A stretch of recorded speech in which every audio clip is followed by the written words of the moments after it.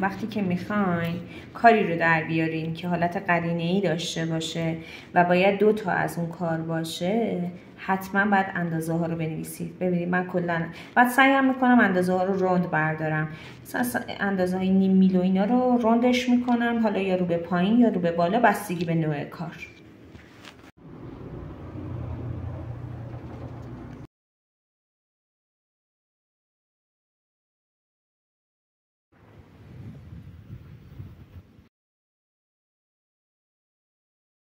خب دوستان عزیز، برای درآوردن از مو معمولا ما از مفتول کشی استفاده میکنیم، ولی بعضی از کارا رو میشه، مثل همین کاری که الان شما دارین میبینین، میشه اینو بدون مفتول کشی از مو درآورد. چیکار میکنیم؟ آروم شعله رو میگیریم. البته الان یه مقداری برای من را دست سختیه، ولی خب آروم شعله رو میگیریم و خیلی آروم و ملایم کارو تکون میدیم، جوری که از زیرش که مومی که بوده جدا بشه و بیاد اینور.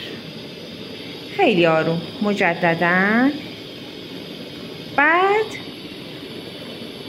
با پنس از یه گوشه کار برمیداریم، میگیریمش روی حرارت. میبینید چه زود آتیش گرفت، کار چه شکلی شد. الان ببینید کارو میذارم اینور و بهتون الان نشون میدم که کار چجور شد.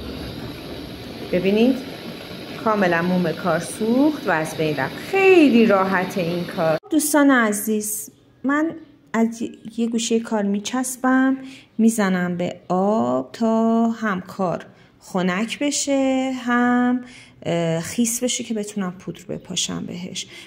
خب من این پودرش رو بهش پاشیدم، حالا میذارمش روی صفحه نسوز و بعد دوباره شعله رو روشن میکنم. خیلی آروم بعد این کارا رو کلا انجام بدیم. شعله رو مجدد روشن میکنم و حرارت رو میگیرم به کار، مثل کارهای قبلی. اول یه کوچولو گرم، البته چون صفحه من گرم بود هیچ مشکلی نداره که کار رو دارم ملایم به خودش حرارت میگیرم. با بالا جلو عقب بردن شعله مقدار شعله و تیزیشو کم و زیاد بکنین تا حرارت بهتری به کارتون بخوره. یک دفعه هم حرارت به کار نخوره. نگاه کنید چه رنگی شد کارمون. خب حالا همینطور ادامه میدیم مجددا.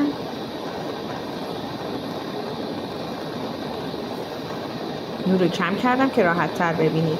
ببینید شروع کرد به ذوب شدن لحیما و چسبیدن به روی کار. تموم شد کارمون. این کار میره تو اسید، بعد مجددا ادامه کار رو بهتون نشون میدم. خب دوستان عزیز، این قسمت دور کلاهه، این قسمت دور سر کلاهه در اصل.